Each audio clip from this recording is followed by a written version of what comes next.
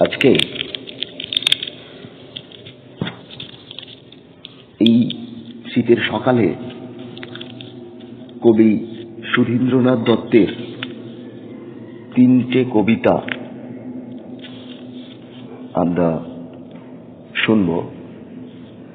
সেই তিনটি কবিতা হচ্ছে জেসন, সংবর্ত এবং জয়জাতি।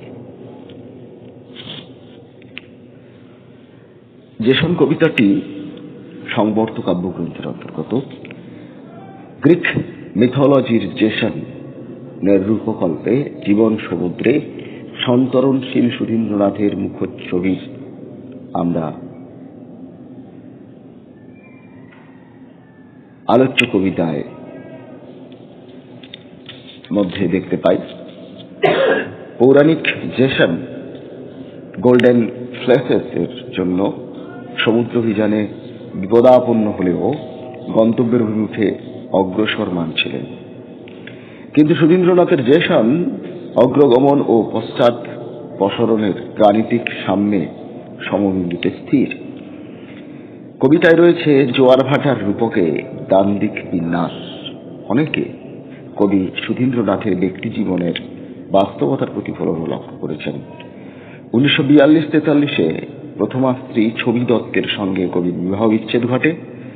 রাজেশ্বরী বাসুদেবকে বিবাহ, পরিচয়ের সম্পাদকের দায়িত্ব পরিহার, প্রকৃতি ঘটনা কবিকে তার বন্ধুবৃত্ত থেকে কিছুটা বিচ্ছিন্ন করে দিয়েছিল। সেই বিষাদ পুঞ্জীভূত হচ্ছিল অলক্ষীভাবে। জৈবিক ও শৈল্পিক সৃজনহীনতার যন্ত্রণা ও বিষাদ যেন বাণীবদ্ধরূপ লাভ করেছে এ কবিতায়। আসলে কবির জীবনের ছায়া অনেক সমালোচক এই কবিতার মধ্যে দেখতে পান। এবার দেখা যাক মূল কবিতায় কি বলছেন কবি। কবিতা জেসন। বহু কষ্টে শিখেছি সাঁতার, অন্তত স্রোতের সঙ্গে ভেসে যাওয়া শত্রু নয় আর, ভেসে যাওয়া শক্ত নয় আর। নদীতেও নানা বাঁক আছে, সেগুলোর কোনোটাতে থেকে গিয়ে বাঁচে এমন লোকেও যারা সাঁতারের সটুকু জানে না। সমুদ্র তো তাদের টানে না সরে বা শৈবালে, কিংবা মৎস্য নারীদের সবুজ চুলের উড়না জালে জড়ায় না তারা কানামাছির মতন, বরঞ্চ ঘূর্ণির উন্মোখন তাদের নিক্ষেপ করে স্মরণ সৈকতে, বিষম দৈরতে। জাগ্রত দৈত্যকে মেরে অর্ধরাজ্য রাজকন্যা সহ তারাই কুড়িয়ে পায়। প্রহরী আবহ বাড়ায় তাদের বংশ, অবশেষে ঘুমিয়ে এখানে স্বর্গের স্বাগত শোনে সচকিত কানে। আমগ্ন তরুণী ছেড়ে ঝাঁপাতে পারি না তবু জলে, বিফল কৌশলে ভাঙা হাল ধরে থাকি, ছেঁড়া পাল সযত্নে খাটাই। লুপ্ত প্রায় মানচিত্রের চাই ভুলে যাই একা একা আমি। সঙ্গে ছিল যারা প্রলুব্ধ বন্দরে কিংবা পথকষ্টে আজ আত্মহারা। কে কোথায় পড়ে আছে জানি না ঠিকানা, শূন্য মনে ভূতে দেয় না হানা। প্রকৃতির ছায়াছবি নিরাশ্রয় চোখে ফুটে ওঠে, ফিরে এসে জোটে উচ্ছল অর্ণব পোটে স্বদেশের শ্রেষ্ঠ বীর যত।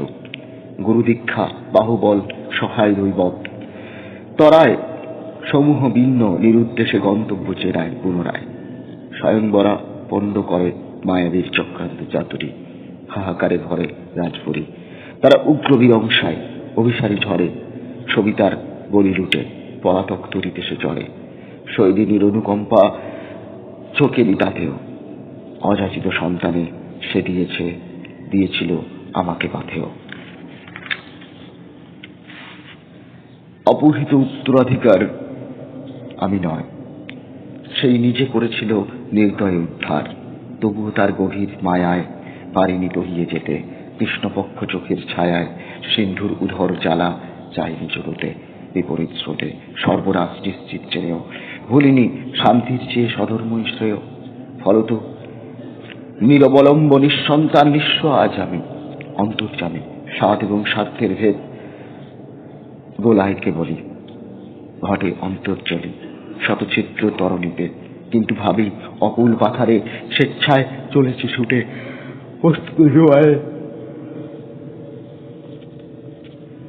ততটাই ফিরে আসি যতখানি এগোরি।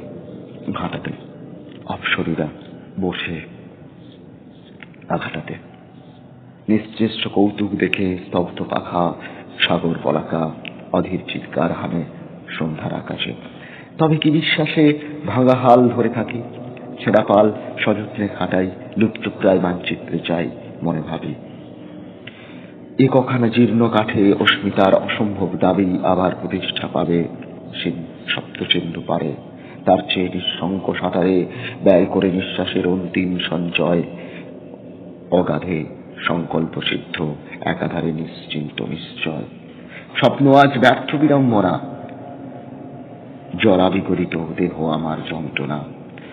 বিজিগিষা যে প্রাক্তন তৃষ্ণা মেটাতে পারেনি সিন্ধু, হয়তো বা নির্বাণ হবে না তা। জোয়ার ভাটায় সন্ধি নদীবক্ষে যেথা, মুখরিত মহাশূন্য সমুদ্রের পিতা ও প্রতীক, দূরত্বয় স্বচ্ছ প্রতীক। এরকম পরের কবিতা সংবর্ত। সংবর্ত অর্থাৎ প্রলয়কালীন মেঘ ঝড়, এক কথায় বিপর্যয়। কবি এখানে বর্ষাপূর্ণ দুর্যোগকে সামনে রেখে স্মৃতি কথনের ভেতর দিয়ে একখানি প্রেমের কবিতা রচনা করেছেন। এক সংকটকালের মুখে দাঁড়িয়ে উত্তর 40-এ এসে নায়িকাকে স্মরণ করে কালের সংকটে যে স্বাভাবিক নয় তার অপমৃত্যু ঘটেছে এসব বলে তিনি সংসারে সমাজে এবং মানুষের জীবন যুদ্ধের ছবিগুলি এক এক করে একে আমাদের সামনে নিখুঁতভাবে তুলে ধরেছেন। এরপর কবি আমাদের কাছে তুলে ধরেছেন প্রাকৃতিক বিপর্যয়ের ভয়ঙ্কর রূপমারি আর খরার কথা। চার্চিলের স্বেচ্ছাচার বিশ্বজুড়ে কিভাবে বিশৃঙ্খলা সৃষ্টি করেছে সাম্রাজ্যবাদীর ভূমিকায় অবতীর্ণ হয়ে, এবং হিটলারের ফ্যাসিস্টবাদী একনায়কতন্ত্রের সন্ত্রাসের প্রসঙ্গকে উত্থাপন করেছেন কবি। কবিতাটির পরবর্তী স্তবকগুলিতে রয়েছে স্বপ্নচারিতা, কবির দ্বিধাদ্বন্দ্বমুক্ত মনের পরিচয়, এবং শেষ স্তবকে কবি প্রকাশ করেছেন মনোবেদনার কথা। বিশ্বযুদ্ধের ভয়ঙ্কর পৈশাচিক ব্যাপার ও মানবতার বিনাশ কবির ভাবনাকে যে সজোরে ধাক্কা দিয়েছিল তা কবিতাটি পাঠ করলে উপলব্ধি করা যায়।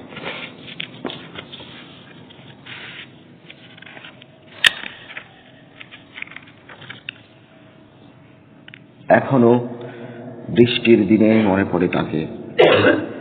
কবিতা সংবর্ত। এখনো বৃষ্টির দিনে মনে পড়ে তাকে, প্রাদেশিক শ্যামলিমা যেই পাংশু সাধারণ্যে থাকে, অমনিশে আসে রেখারিক্ত ভাবছবি অবচ্ছিন্ন স্মৃতির উদ্ভাসে, লাক্ষণিক নেত্রসার কপল প্রধান, প্রাকপ্রচ্ছদ নটি যেন সঙ্গে সঙ্গে ঘটে ব্যবধান। দৃশ্য দ্রষ্টার মধ্যে ভুলে যায় উত্তর 40 আমি, উদ্গ্রীব হয়েও যদি চাই তবু গলকব্বলের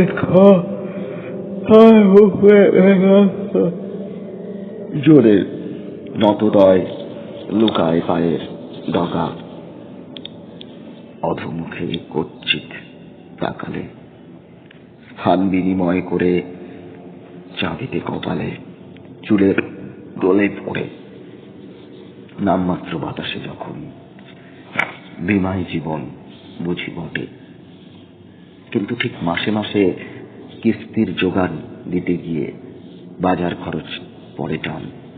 অথচ ডাক্তার বলে তন্তু ক্ষয়, এ বয়সে নিতান্ত নিশ্চয়, পুষ্টিকর পণ্য বিনা অতএব গত্যন্তর নেই। এবং সেকালে যেকালে আজও রয়েছি বেঁচেই, তখন কি করে মরি।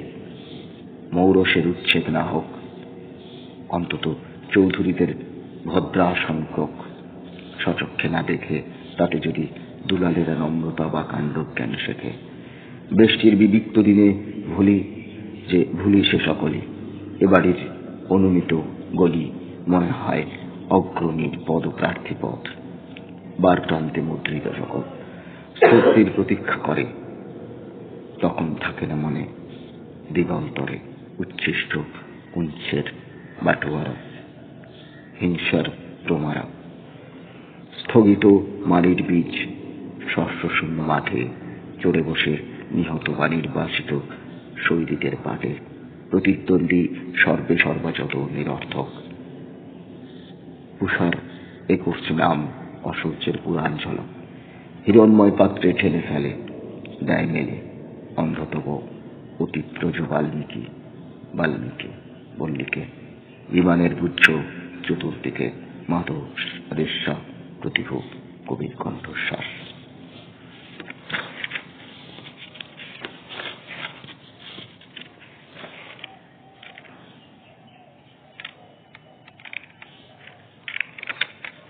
এর পরের কবিতা যজাতি।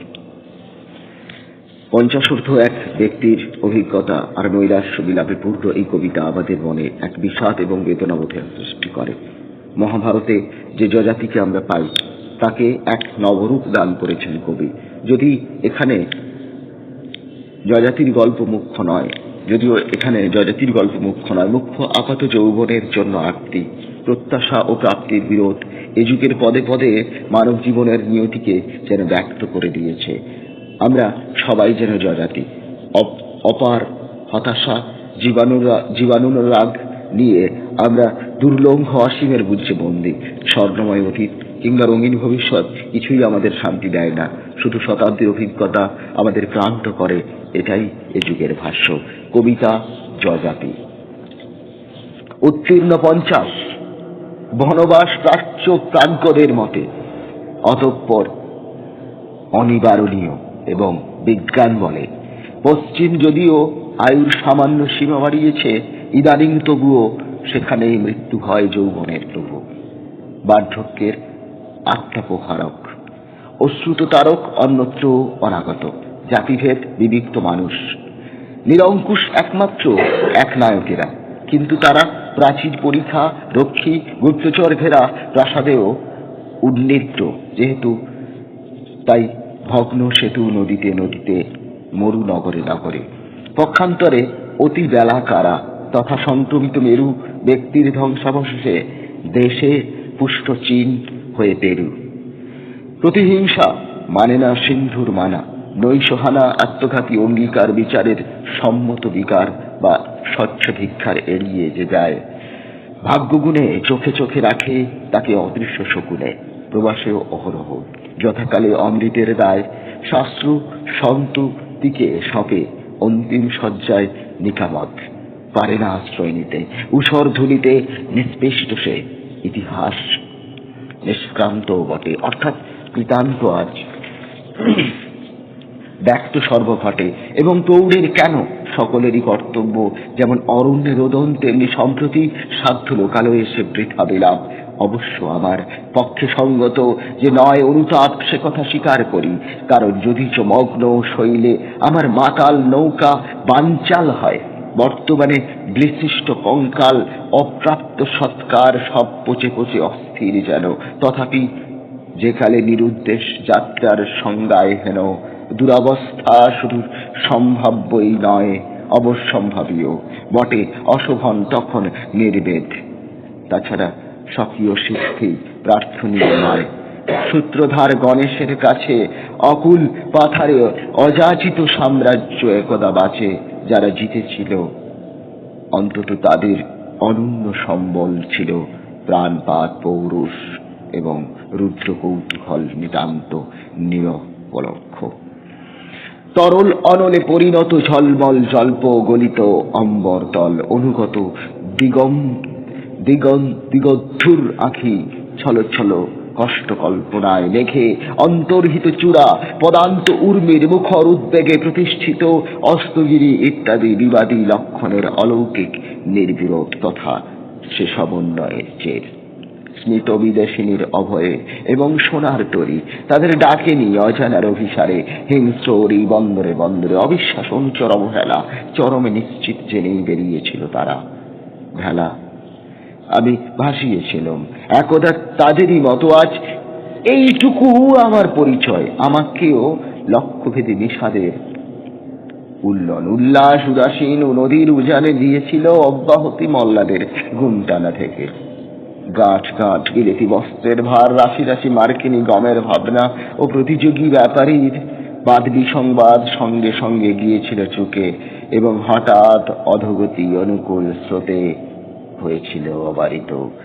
অন্তক্ষীর বিদীর্ণ বিদ্যুতে ভ্রমি ভঙ্গ জলস্তম্ভ সন্মপ্রত্যুষ কপতের পক্ষ বিধুনন সন্নত সবিতা বেগুনি শনিতে লুপ্ত রহস্যের বিভৎস প্রতীক ফুটন্ত জলার জালে জর্জরিত তিনি শেষ নাগ শিথিলে কুণ্ডলী মৎকুণ্যের উপজীব্য অপ্রমেয় নির্বাতমণ্ডলে বিধ্বস্ত শরীর ঊর্ধ্বশ্বাস বরুণের বিপরীত গতি সবই দেখেছিলুম আমি, না দেখে দেখেছি বলে ভাবিনি অথবা অস্বীকার করিনি দেখবার পরে, এবং এখন স্বভাবের অনুমোদনই আমার অন্য স্বপ্ন প্রাচীন প্রকার সুরক্ষিত জনপদ স্নিগ্ধ সান্দ্র সন্ধ্যায়, যেখানে ক্ষীণ শিশু ভঙ্গর তরুণী অঙ্গুর তরুণী সহ মুকুরিত নিকষ পদে, কিন্তু গত শতকেও উল্লেখিত গ্রামের সন্ধান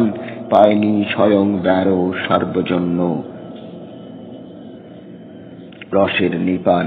মৃগতৃষ্ণা নিবারণে অসমর্থ বলে সে যদিও ছুটেছিল জলশূন্য পূর্ব আফ্রিকায় পরকীয় সাম্রাজ্যবাদের প্রায়শ্চিত্ত কল্পে, যেন সাকিয়ার কবিতা, যেখানে যেমন অভাবনীয় মদিরায় পর্যাপ্ততে নিদারুণ। আমি বিংশ শতাব্দীর সমান বয়সী, মজ্জমান বঙ্গোপসাগর বীর নই, তবু জন্মাবধি যুদ্ধে যুদ্ধে বিপ্লবে বিপ্লবে বিনষ্টির চক্রবৃদ্ধি দেখে মনুষ্য ধর্মের স্তরে নিরুত্তর অভিব্যক্তিবাদে অবিশ্বাসী প্রগতিতে যতটা পশ্চাৎ পথ ততোধিক বিমুখ অতীতে, কারণ ভূতের নির্বন্ধ বিষয়ে তথা ভবিষ্যের নিষেবে অধুনা ত্রিশঙ্কু এবং শেষ খণ্ড বিশ্বের মধ্যে দ্বৈপায়ন আমরা সকলে জানি কি না জানি, নাস্তিরই বিবর্তনবাদ এমনকি উপস্থিত হানি সম্ভবত অবাস্তব সুরলিত পদ্মের মতো, যাতে রেণু বেণু কদাচ ধেনু মিলে ক্রমাগত অভিভাবে আত্মোপলব্ধির অভাব লুকিয়ে রাখে, এবং আলিক ভেবে উচ্ছ্বসিত স্বপ্নচারণাকে যখন করেছি ত্যাগ, সেকালে সকল কল্পিত সর্বনাশে হাহুতাশ অবৈধ সাফল্য বর্জিত। উপরন্তু দেবযানী শর্মিষ্ঠার কলহ কলাপে আমার অদ্বৈত সিদ্ধি পণ্ড হয়ে থাক বা না থাক, অকাল জরায় আমি অবরুদ্ধ নই শস্যু সাপে অজ্ঞাত পুরুর সঙ্গে ব্যতিহার্য নয় দুর্বিপাক, অর্থাৎ প্রকট বলে সম্ভোগের অনন্ত বঞ্চনা পঞ্চাশে না পাই দিতেই অন্তর্যামী নৈমিষে নির্বাক, এবং রটায় বটে মাঝে মাঝে আজ উদ্ভাবনা পরিপূর্ণ মহাশূন্য ভস্মীভূত জ্যোতিষ্কের প্রেত প্রাক্তন অভ্যাস দোষে ভুলে যায় মৌনের যন্ত্রণা উন্নীত অমর কাব্যে কাগজের সুকুমার স্মৃতি, কিন্তু চিত্ত বিক্ষেপেও অভিব্যক্ত মঞ্চুল সংসার, সেখানে আসক্তি ঘৃণা ভিন্ন শুধু প্রাগতি সংকেতে এবং চক্রান্তভুক্ত পূর্বাপর নৈপাত উদ্ধার। যেহেতু আমাকে তাই অনুযোগ সূচনা ঈর্ষাদি খেপাতে পারে না, আর চরাচরে নেতির বিস্তার নির্বিকার হয়তো বা নিরাকার গম্ভীর সমাধি, অত্যন্ত এ পরিবেশে মানুষের প্রার্থনা সমূহ জাতিস্বর অভিমন্য তবু স্তব্ধ বিধাতাকে সাধি মেনে নিতে পারি, যেন অপ্রতর অসীমের বুঝ স্বপ্নে জাগরণে যেন মনে রাখি নয় কল্পতরু ঊর্ধ্বমূল অধঃশ্বাস দুর্নিরীক্ষ সেই মহিরুহ, যাকে কেন্দ্র করে ছোটে দিক বিদিকে সমুদ্র না মরু। ধন্যবাদ।